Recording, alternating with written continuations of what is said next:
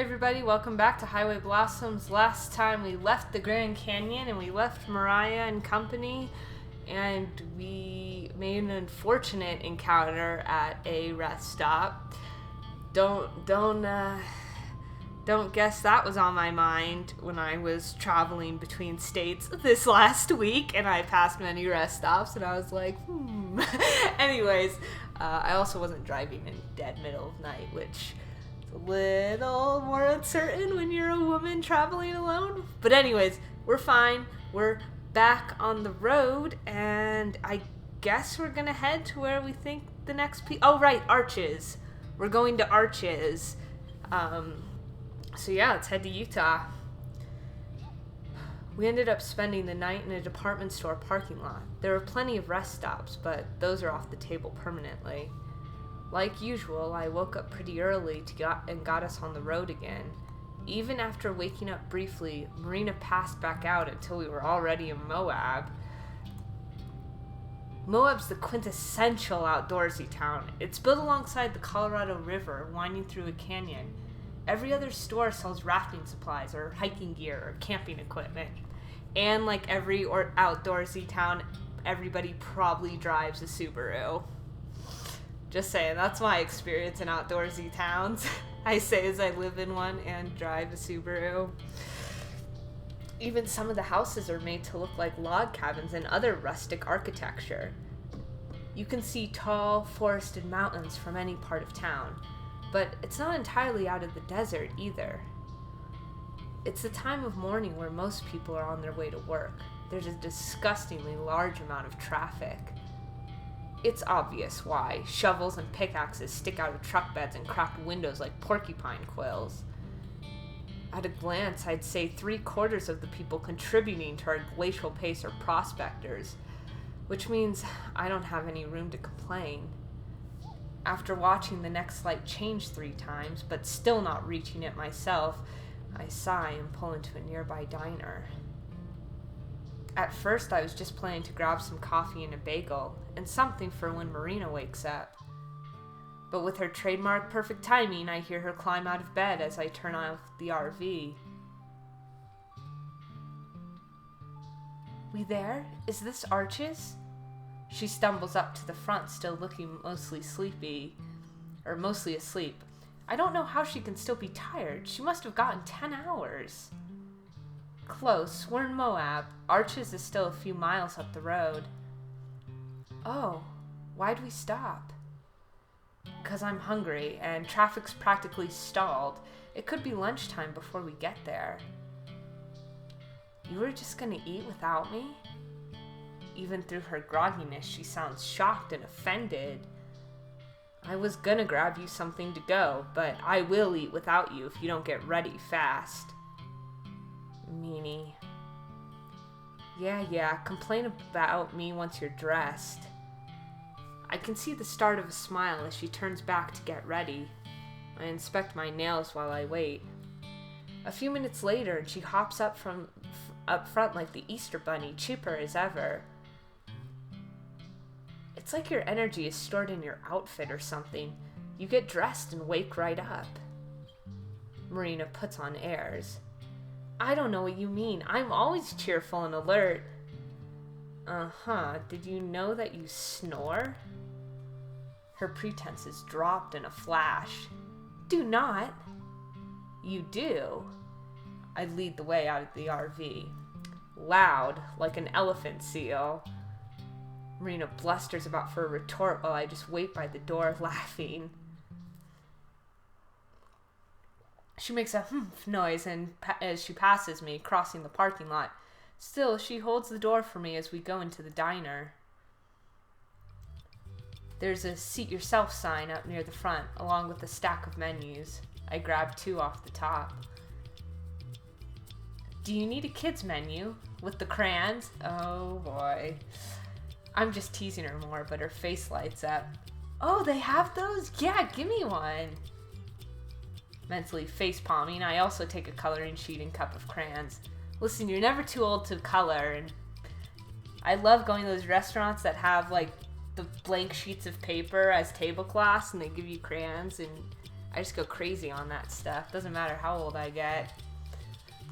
We find a booth by the window near the middle of the restaurant, between a family of 4 and a couple around our age. It might be the only empty spot in the whole place. While I look over the breakfast specials, Marina eagerly begins to color. She's got a dark green, 2 shades of red, a blue, and a yellow crayon. Of course, they're worn down by being practically round on the bottoms, which makes it hard for her to stay inside the lines.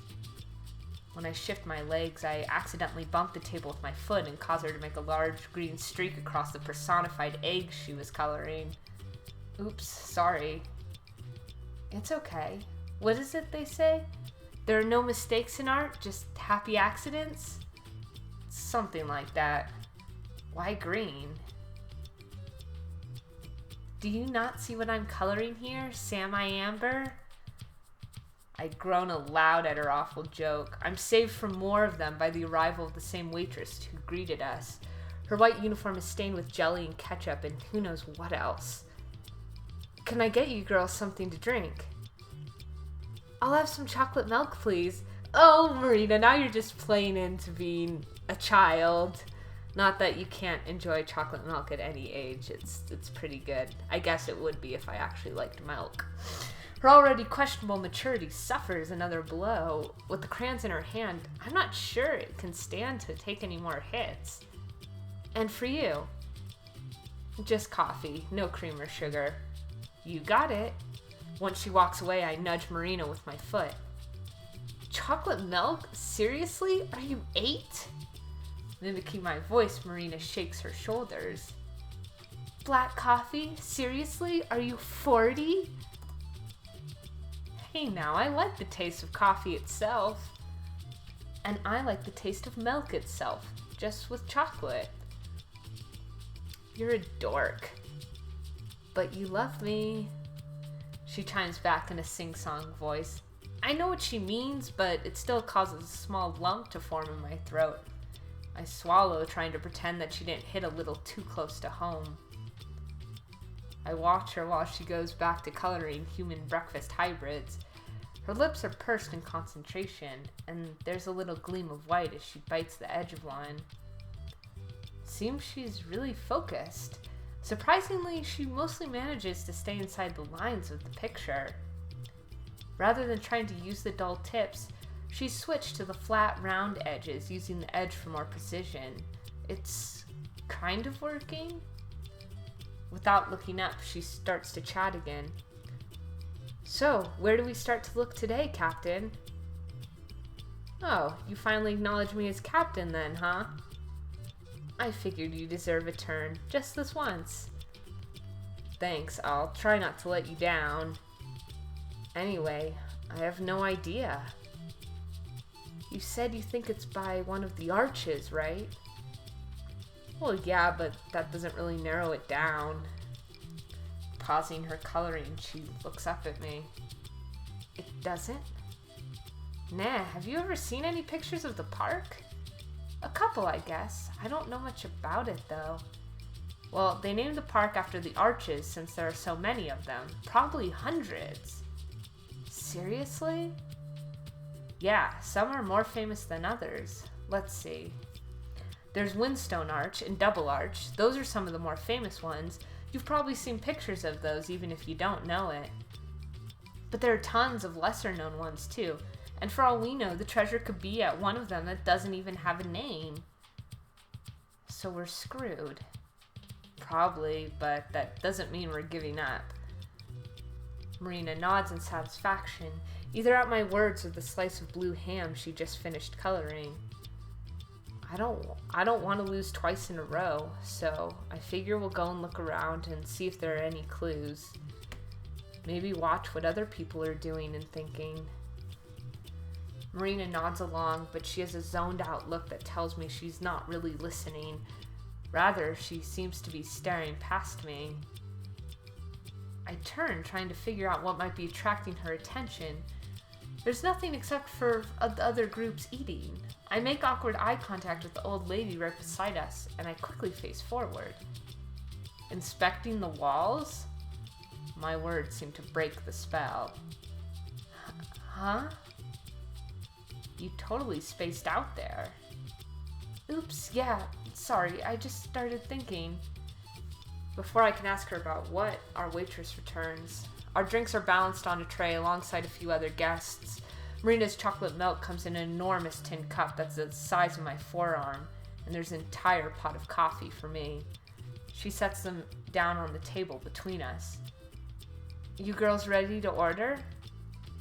Whoops, I haven't even looked through the menu once. I flipped through it real quick, settling on a standard meal. You good? Marina nods. I'll have the gentleman's breakfast with bacon, eggs over medium, and sourdough toast. And for you?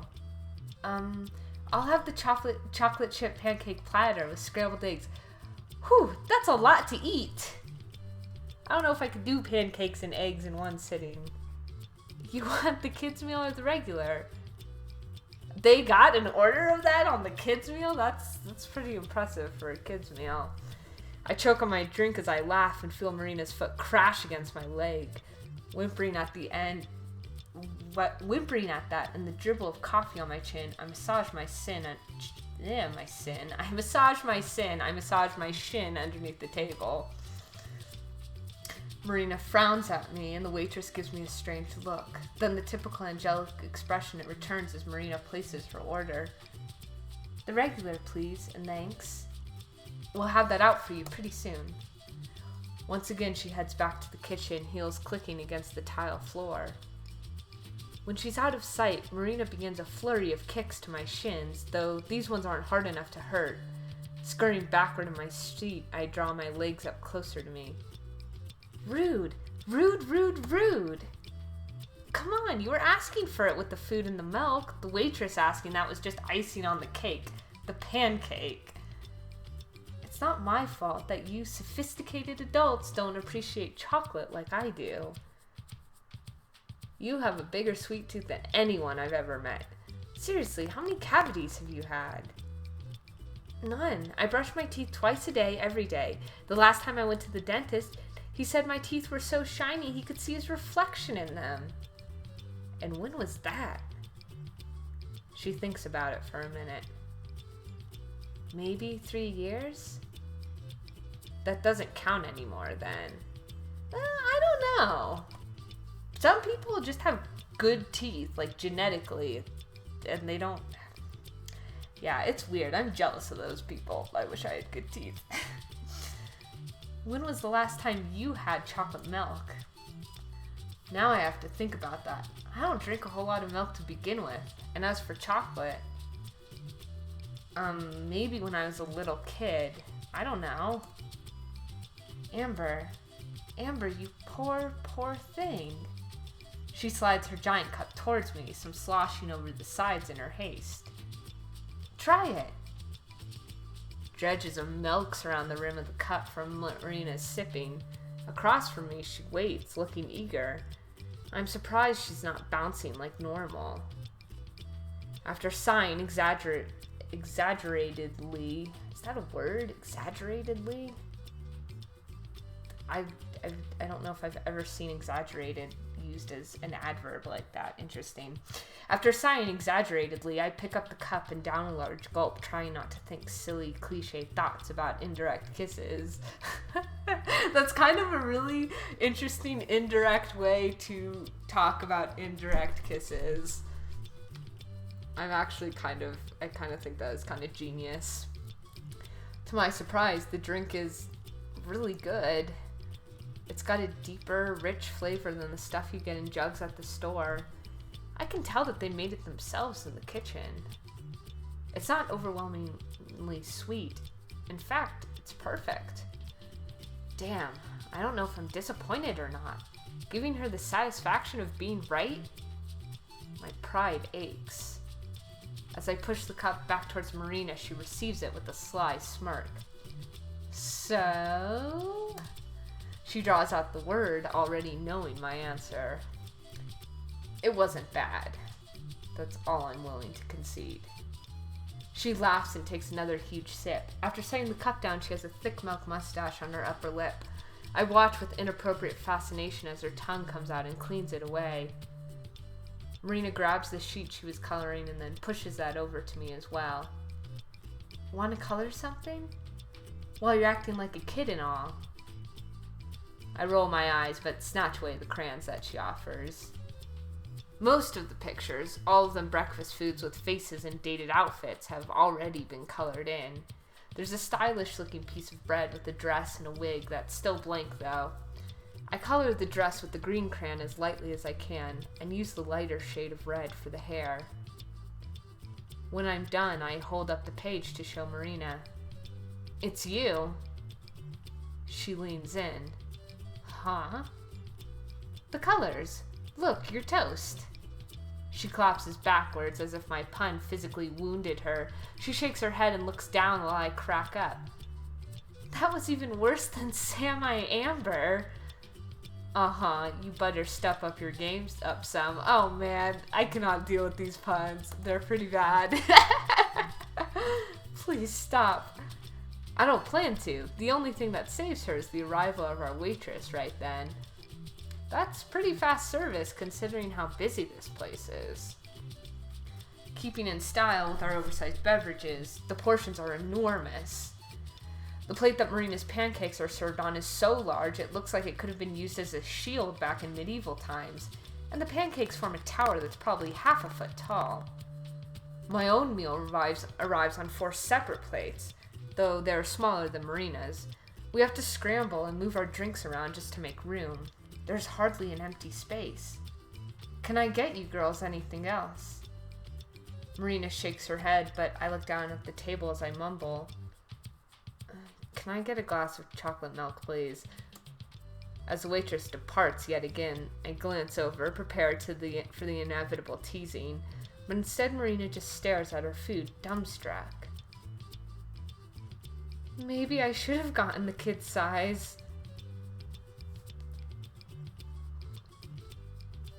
I finish about half of my meal before the dismay sets in.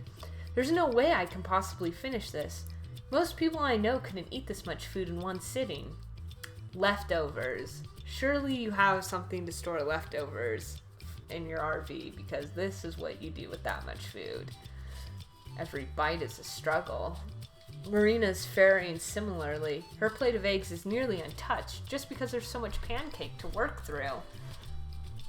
And I can tell that pancake fatigue. That feeling where you get halfway through them and you realize you're sick of pancakes has long since set in front of her.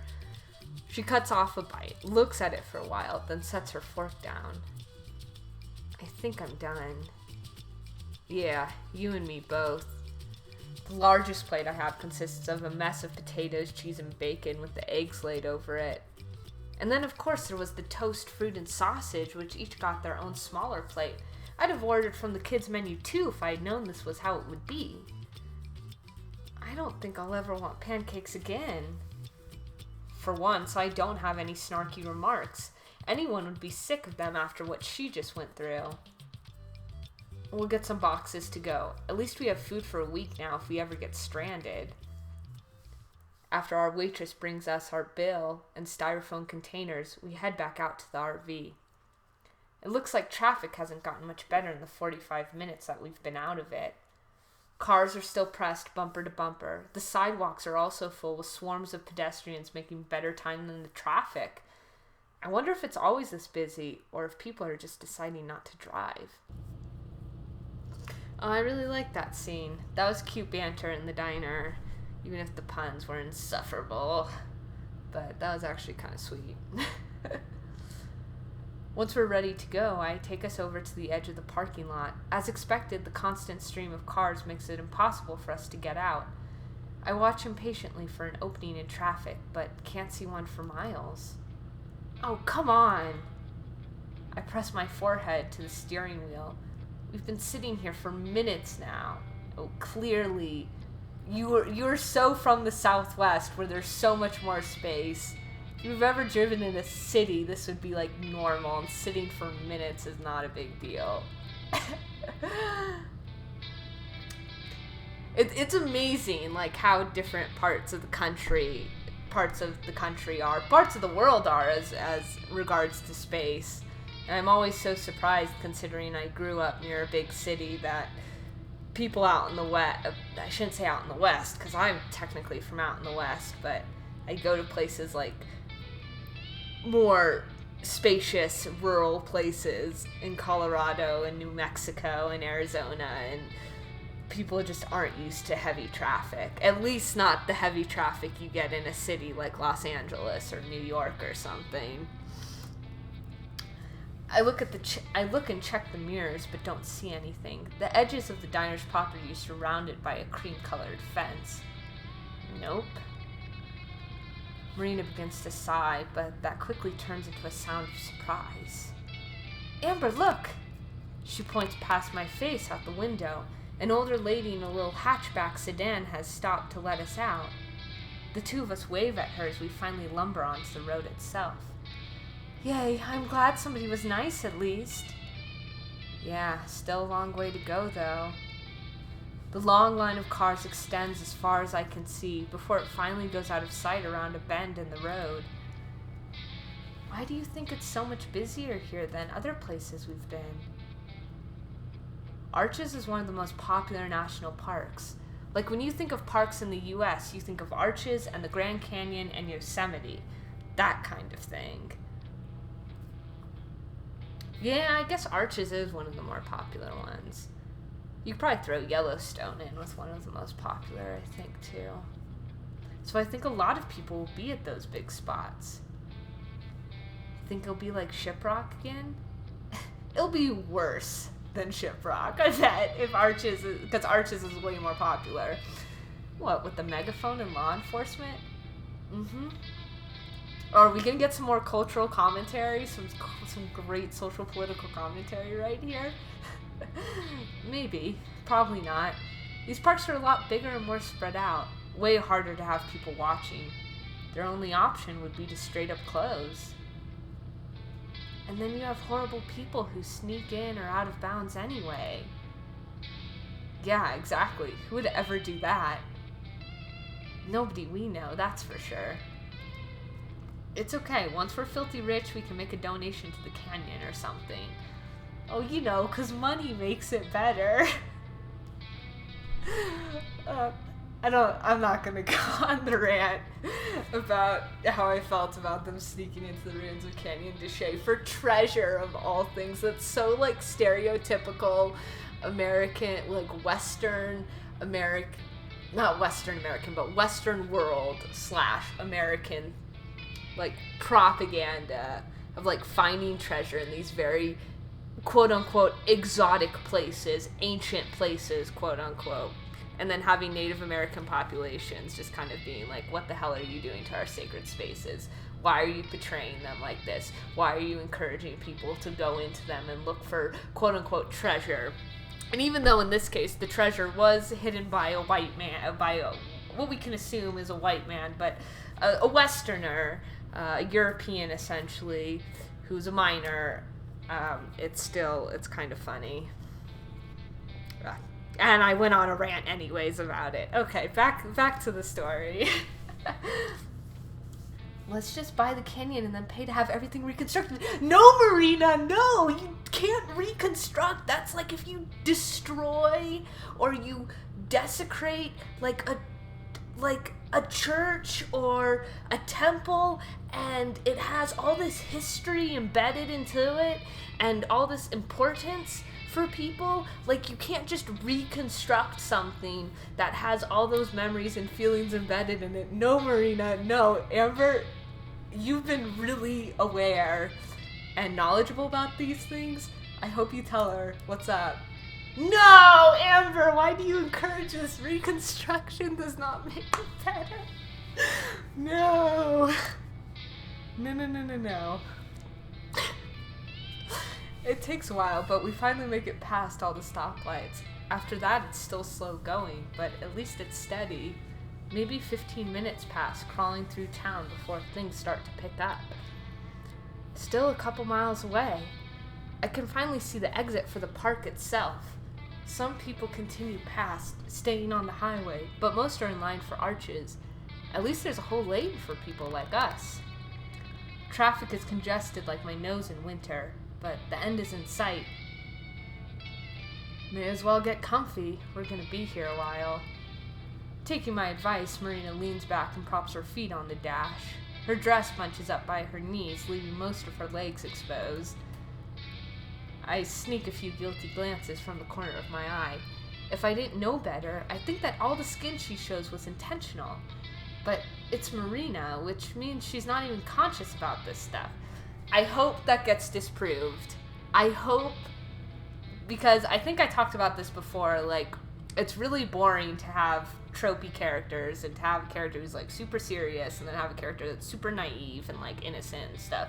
And these characters need to get deeper. And there have been sort of some shades that have been, and we've seen some different shades of their personality, but one thing I really hope we find out is that Marina is not like naive to this, like not as naive as she looks about stuff or how she acts about stuff, and especially about her feelings to Amber, because we already, since we're getting everything from Amber's point of view, we know she is kind of attracted to Marina. I would like to learn later on that Marina at some point prior to this moment here has realized that she is also attracted to Amber and might be intentionally egging her on or testing the waters. Might sound better. Egging on is too antagonistic, but sort of testing the waters and seeing how Amber reacts to things. That would really help add some more depth to her, which would be wonderful. Or me, for that matter. I wonder if she knows that I'm into her. To distract myself, I grabbed the box of tapes. I kept the music off earlier so that Marina could sleep. Want to pick this time? Sure. Setting it in her lap, she begins to rummage through the bin. I'm pretty sure that she knows all the music I have by now. We've listened to every tape at least once, and I have an okay feel for what she likes and what she doesn't. Sometimes she taps her fingers to the beat or hums along when she likes what we're listening to. If she doesn't, she flats out ignores it. The one she settles on is an album of an instrumental folk song, very stereotypical Western sounding. It's a little high energy for just sitting still in traffic, but that's alright. It's better than nothing. We just listen to the music, which I've cranked up loud while we wait. The album is nearly half over by the time we finally make it through the park gates. Beyond them, traffic mercilessly lets up some. Not because there are fewer cars. There are more cars than rocks to be seen. But a lot of those are pulled off the shoulder or cramped into parking lots. Nearly every inch of the pavement that doesn't have a car on it has a person instead. Also, there are different trails and forks in the road, so not everyone is going in the same direction now. Being able to drive without having to tap the brakes every couple seconds is a relief. A pickup truck towing a trailer pulls off the shoulder ahead and back onto the road, so I take a spot. Putting it in park, I take a swig of stone-cold coffee. Want to grab the pamphlets? We snagged a couple of brochures back at the diner. They don't have a whole lot of info, but they're a starting point. Marina retrieves them and spreads them out on the table like puzzle pieces. Alongside them is the journal. Its spine has lost all strength, and the pages just flop around. So the journal says that it's buried between two things. Right, but something out of the way? Peering out the windshield and the expanses beyond, there's a lot that could be considered out of the way. It'd have to be something memorable, or else he'd come back and have no idea where to go. And anything memorable is probably going to be something popular, right? Exactly, yeah. She flips through some of the pamphlets. They all have the same information on the same landmarks, just with slightly different pictures. Wait.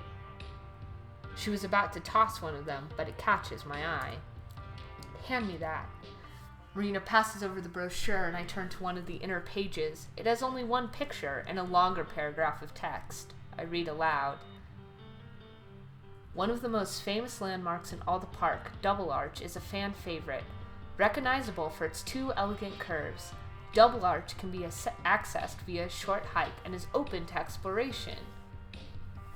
I hold up the flyer so she can see the picture. It's of two huge arches of stone, connected at one side but otherwise perpendicular from each other. She snatches it out of my hands for a closer look, nearly cutting my fingers.